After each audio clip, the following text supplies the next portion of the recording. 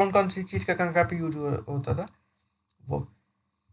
Sanskrit and other language, तो ये Sanskrit language के बारे में बात की जा रही है। Sanskrit is a part of family of language known as Indo European.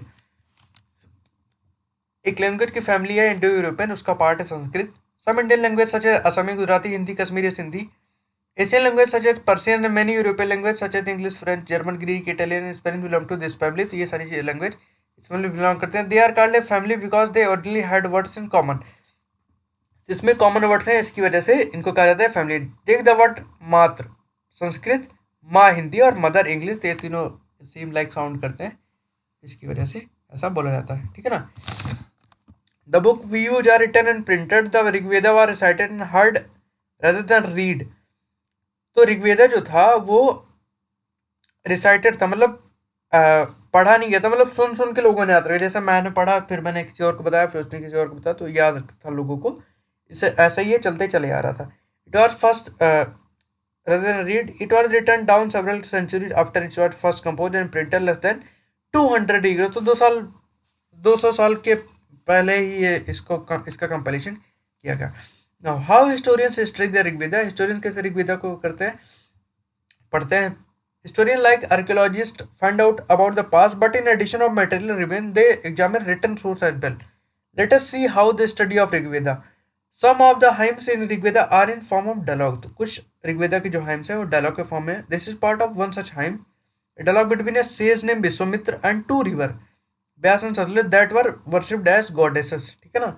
एक पार्ट है हाइम्स का, उसमें क्या रहता है कि डायलॉग है किसकी, इसमें विश्वामित्र के बीच में, और दो रिवर जिसको सेक्रेड रिवर, जिसको गॉडेस की तरह, मतलब कि देवी माँ की तरह उसकी पूजा होती थी, व्यास और सतलुज, उनके बीच में जो कन्वर्सेशन है उसके बारे में लिखा गया है। Page from manuscript Rigveda. The manuscript of Rigveda birch, तो वो मैंने बताया था कि बर्च बार्क पे मिली है, was found in Kashmir about 150 year ago, Kashmir में मिली थी 150 साल पहले। It was used to prepare one of the earliest printed text of Rigveda as well as English translate. It is now preserve in library of Pune, पूरे महाराष्ट्र में है, ठीक है ना। ये उसका जो मिला हुआ है विश्वामित्र रिवर का। विश्वामित्र कहते हैं, O river came down from the mountain like two swift horses like two shining cows and lick their cubs. वही है कि विश्वामित्र जी कहते हैं कि माउंटेन से नीचे आई है, और किस तरह आई है, तो उसका इन्होंने किया। You move like chariots in the to the sea through the power of Indra, you are full of water and wish to unite with one another. तो देखिए क्या क्या कि जैसे कि हॉर्स शिफ्ट करते हैं, जैसे काऊ, जैसे दो काऊ साइन कर रहे हैं, जैसे कि काफ्स लिकिंग करते हैं, या फिर उन्होंने दिया कि चैरिट ऑफ सी, या समुद्र का जो रथ है उसकी तरह आप मूव कीजिए through the power of Indra, इन भगवान इंद्र के पावर में। You are full of water and wish to unite with one other.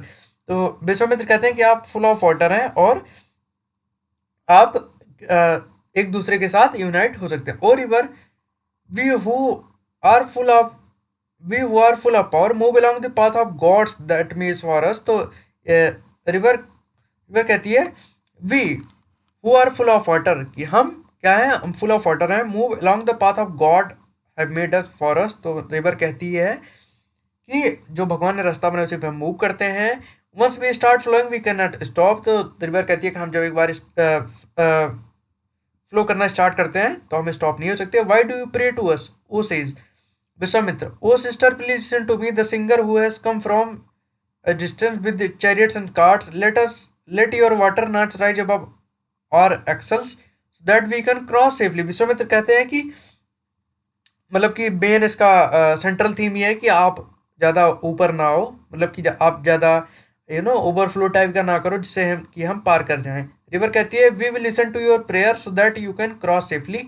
तो वो उनकी प्रेयर सुन लेती हैं। तो ये सारी चीज़ें, cattle, horses and chariot. There are many prayer in Rigveda for cattle, children and horses, ठीक है ना। तो इसमें ऋग्वेदा में बहुत सारे प्रेयर्स हैं जिसमें चिल्ड्रंस के बारे में बात की गई है, कैटल और horses. Horses were yoke to chariot that were used in battle. तो हॉर्सेस को बैटल में यूज किया जाता था। Which are fought to capture battle, battles were also fought for land.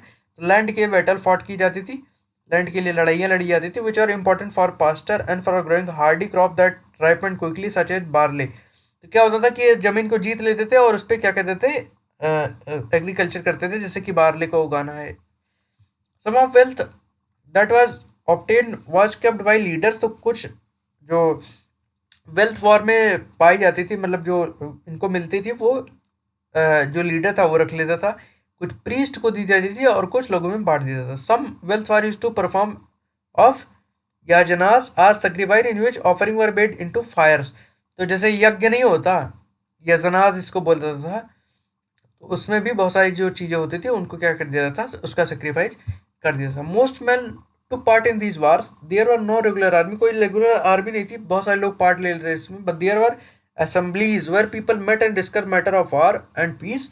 लेकिन असेंबलीज होती थी जहाँ पे लोग मिलके क्या करते थे, वार के बारे में डिस्कशन करते थे. What's to describe people, there are several ways to describe people. People को डिस्क्राइब किया जाता है, बहुत सारे वेज हैं. In terms of work they do, the language they speak and place they belong to their family, their communities and cultural practice. Let us see some of words used to describe people found in Rig Veda. इसमें कहा गया कि हम लोगों को describe कर सकते हैं कि एक तो उनके लैंग्वेज के बेसिस पे या फिर प्लेसेस जहाँ से बिलोंग करते थे, उनके फैमिली के हिसाब से, उनकी कम्युनिटी, उनके कल्चर के हिसाब से. इसमें ऋग्वेदा के पीपल्स को कर डिस्क्राइब किया जाता है. देखिए देखते हैं. There are two group which are described in terms of their work. इसमें दो ग्रुप थे जो अपने वर्क के हिसाब से डिस्क्राइब किए. The priest sometimes called Brahmins who perform various ritual and rajas and the rajas. तो इसमें एक ब्राह्मण थे और राजा थे, दो ग्रुप्स थे. These rajas were not like the ones you will be learning about later. They did not have capital cities, palaces, armies. तो उन राजाओं के पास क्या होता था कि ना पैलेस थे ना आर्मी थी, ये सारी चीज नहीं होती. Not did they collect taxes, ना वो टैक्स कलेक्ट करते. Generally sons did not automatically succeed father as rajas. उस टाइम क्या होता था कि जैसे पिता मर जाता था, इसका मतलब ये नहीं था उसका बेटा ही राजा बनेगा, ऐसा नहीं होता था. याद रखिएगा, कंपटीशन वाले याद रखेंगे, ऐसे वो ना स्टेटमेंट दे सकता है. Two words were used to describe the people or the community as a whole. One was the word jana. तो पहला वर्ड क्या था, पहले वर्ड से डिस्क्राइब किया जन, which were still used in Hindi and other language. The other was wish. The word wish come from wish. You will learn more about this chapter 5. तो chapter 5 पे जाता है. तो पहले वर्ड डिस्क्राइब करते हैं जन, दूसरा विश. Several vish and jana are mentioned by name, so we can find the Puru jana are wish, the Bharat जन आर विश, यदु जन आर विश, और so on. Sometimes the people who compose the hymns describe themselves as Arya's. जो लोग hymns को क्या करते थे, compose करते थे, उनको आर्याज कहते थे. And call their opponent Dasas or Dasyus. तो वो खुद को आर्य बोलते थे और जो उनके ओपोनेंट थे उनको दास बोले. These were people who did not perform sacrifices and probably spoke different language. तो दास कौन थे, ये सेक्रीफाइस परफॉर्म नहीं करते थे और डिफरेंट लैंग्वेज बोलते थे. Later the term dasa and the feminine dasi, तो बाद में दासी बन गया. केम टू मीन स्लेव, तो बाद में इसको स्लेव की तरह इसकी मीनिंग आ गई. Slaves were women and man who were often captured in war. Slaves कौन थे, वो मैन और वुमेन थे जो वार में कैप्चर किए गए थे, ठीक है ना. They were treated as property of their owner, तो ओनर उनको एक प्रॉपर्टी की तरह यूज करते थे, उनसे काम वाम करवाते थे. While the Rig Veda was being composed in northwest of subcontinent, there were other development elsewhere. Let us look at some of these. इसमें कहा गया कि ऋग्वेदा कहाँ पे कंपोज किया गया, नॉर्थ वेस्ट में, जबकि नॉर्थ वेस्ट सबकॉन्टिनेंट जहाँ पे कि सबकॉन्टिनेंट तो बहुत ही बड़ा है, ठीक है ना. तो अदर पार्ट्स में क्या क्या हो रहा था, इसके बारे में बात की. Silent sentinels and story of megaliths. Look at the illustration of the next. Megaliths. These stone boulders are known as megaliths. Stone boulder जो होते हैं उनको मेगालिथ्स कहा जाता है. These are carefully arranged by people. इसको आप चैप्टर फर्स्ट में पढ़ेंगे, उसमें मैंने मेगालिथ्स के बारे में बताया. Okay. These were carefully arranged by people and were used to mark burial site. The practice of erecting megaliths began about 3000 years ago. तो मेगालिथ्स की प्रैक्टिस कब से, इरेक्ट करने की प्रैक्टिस कब से बनी, कब से स्टार्ट हुई, 3000 years ago, and was prevalent throughout the Deccan, South India and north east and Kashmir. तो ये रेस्ट ऑफ आर्यंस आ रहे थे, उसके रेस्ट पे, उसके बाद रेस्ट जितनी भी टेरिटरी बसती है वहाँ पे प्रेवलेंट था, ठीक है ना. ये रहा. This type of megalith is known as cist. Some cist like the one shown here have porthole which could be used as an entrance, ठीक है ना. मेगालिथ बोला था, ठीक है ना. Some important megalith sites are shown in map two. While some megaliths can be seen on surface, other megalith burial are often underground. बहुत सारे मेगालिथ की burial से underground थी. Sometimes archaeologists find a circle of stone boulders or a single large stone standing on the ground. These are only indication that were burial beneath. तो ये केवल कुछ time क्या होता था कि सर्कल के ऊपर स्टोन बोल्डर होते थे, या फिर कभी भी होता था single large stone standing on ground, तो ग्राउंड पे सिंगल लार्ज स्टोन स्टैंड होता था, तो उस पे ये इसमें दिया गया कि यही कुछ इंडिकेशन है जो बताते हैं कि जो बेरियल्स होता था वो बीनीथ होता था। There were several thing that people did to make megaliths. We have made a list here, try and, तो ये तो एक एक्सरसाइज टाइप की है। Okay, so that is the thing. All the burial have some common feature, तो इन burials में क्या है, कॉमन फीचर है। All the burials have some common feature. The dead were buried with distinct pots, तो अलग अलग पॉट्स के साथ उनको उनको जलाया जाता था। Which are called black and redware, उनको ब्लैक एंड रेडवेयर कहा जाता था। Also found are tools and weapons of iron and sometimes skeletons of horses, तो आयरन और स्केलेटन ऑफ हॉर्सेस के साथ भी उनको बेरियल की जाती थी। Horse equipment and ornament of stone and gold. Okay, now iron equipment found from megalith. तो मेगालिथ मतलब क्या होता है, पता है क्या है मेगालिथ का सिंपल सा मतलब मैं आपको बताता हूँ। A megalith is a large prehistoric stone that has been used to construct a structure, किसी भी स्ट्रक्चर को बनाने के लिए। जैसे कोई आदमी मर गया, उसकी बेरियल यहाँ पे हुई तो एक पत्थर खड़ा कर दिया, ठीक है ना, जैसे। अब इसमें क्वेश्चन दिया, what was iron use in Harappan cities, तो हड़प्पन सिटीज में आयरन का यूज नहीं किया जाता था। Finding out about social differences को फाउंड आउट करें। Archaeological think that archaeologist think that object found with a skeleton probably belong to dead person.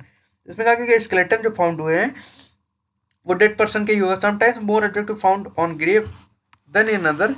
Find Brahmagiri, तो मैं आपकी बात है। Here one skeleton for buried with 33 gold beads, तो इसमें माना जाता है, इसमें देखा गया कि ये स्केलेटन जो था वो बरीड किसके साथ हुआ था, 33 गोल्ड बीड्स के साथ। 2 स्टोन बीड्स थे, उसमें 4 कॉपर बैंगल्स थे एंड 1 कॉन्च सेल था।